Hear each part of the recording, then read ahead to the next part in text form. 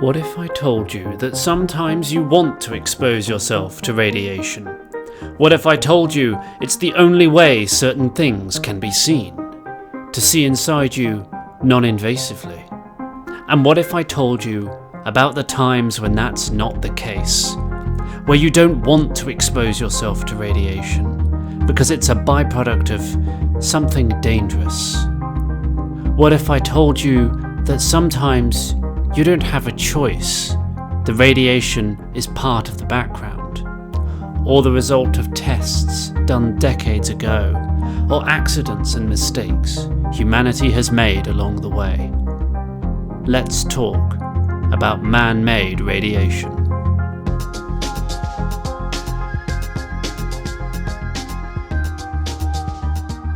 Exposing yourself to radiation can sound dangerous, because it is. But we use it all the time to see inside the human body. You've probably had an X-ray. Of course, you won't see anything. We need a detector or photographic paper to see where the X-rays do and don't hit. After all, humans don't have X-ray vision. And considering some of the best detectors for X-rays are made from germanium and are often cooled with liquid nitrogen, maybe you don't want it after all.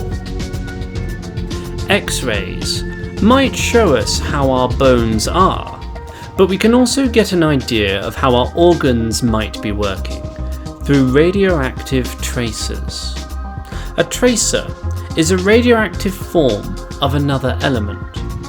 Let's take iodine 131. Your thyroid normally takes up iodine 127, but your body can be fooled, as the only difference between these is the number of neutrons. So it behaves exactly the same, but one is radioactive. As your thyroid is located in your neck, we can measure the amount of this particular radiation emanating from your neck in order to see how much of this iodine has been taken up by your thyroid.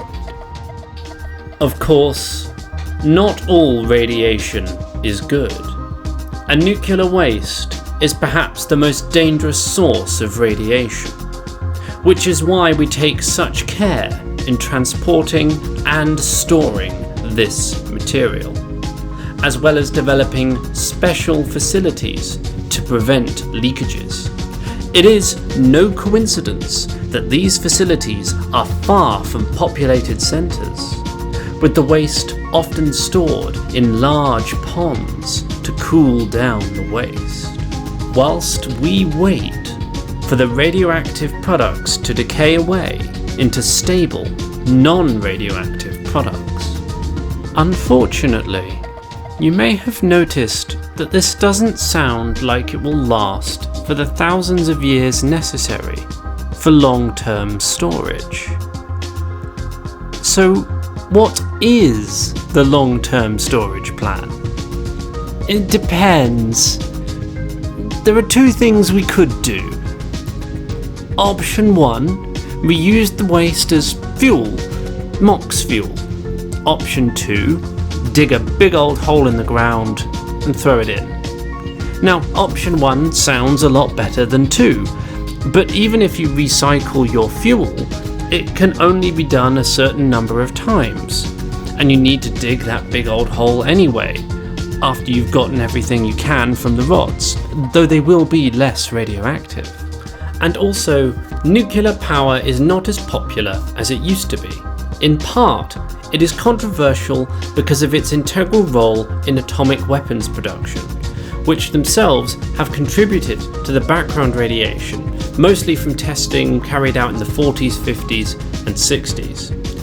But in the 60s, the Partial Test Ban Treaty was signed, which prevented nuclear explosions in the atmosphere, in outer space, and underwater. And it has largely been successful, as a drop-off in radioactive atmospheric particles was seen soon after this treaty went into effect. Thankfully, man-made radiation overall is only a small segment of your background dosage. Unless you live next to Chernobyl or Fukushima, And it's worth pointing out that this is all the same radiation. It's not that nuclear waste, weapons testing, and accidents produce radiation that's any different than used in the medical field. It's that it's produced in large quantities and lasts for a long time. And humanity needs to come to terms with the fact that it takes a long time to go away. So far, Finland is the only country to have produced a long-term storage solution. In the future, we need a more coordinated effort from more countries. Otherwise, this problem is going to get worse and worse and worse.